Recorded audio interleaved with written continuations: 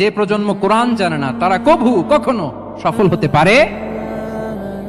তাহলে আমাদের মুসলিম আইডেন্টিটিকে যদি প্রিজার্ভ করতে হয়, প্রোটেক্ট করতে হয়, প্রথমে আমাদেরকে সালাতের ব্যাপারে সোচ্চার হইতে হবে, সচেতন হইতে হবে। 2 নম্বরে কোরআনের সাথে আমাদেরকে অ্যাটাচমেন্ট বাড়াইতে হবে। কোরআন যেমনি বিশুদ্ধভাবে আমার আবৃত্তি করতে, তেলাওয়াত করতে জানতে হবে, আবার কোরআনের রিফ্লেকশন গুলো, কোরআনের শিক্ষাগুলো আমাদেরকে জানতে হবে। 3 নম্বর হচ্ছে হালাল হারাম কনসার্ন। হালাল যদি আপনি মেনটেন না করেন, আপনার কোনো মুসলিম আইডেন্টিটি নাই। আল্লাহ বলছেন কুলু মিম্মা ফিল আরদি হালালান তাইয়্যিবা, এই জমিনে যেগুলোকে আমি হালাল করেছি এগুলো তোমরা কনজিউম করো। সম্মানিত শুধু খেয়াল রাখবেন, হালালের ভেতরেই বরকত আছে, হারামে কোনো বরকত নেই। হারামে আছে সাময়িক উত্তেজনা আর উন্মাদনা, কিন্তু হালাল এর ভেতরে আল্লাহ তাআলা বারাকা ঢুকিয়ে দিয়েছেন।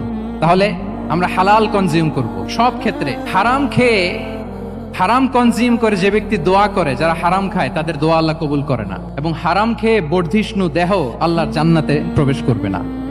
লা ইয়াদখুলুল জান্নাতা জাসাদুন গুযিয়া বিল হারাম। হারাম খেয়ে যে দেহ নাদুস নুদুস হয়েছে, ওই দেহ কখনো আল্লাহর জান্নাতে প্রবেশ করবে না। এজন্য খবরদার, আমাদের সবকিছু আমরা হালাল দিয়ে সাজাবো।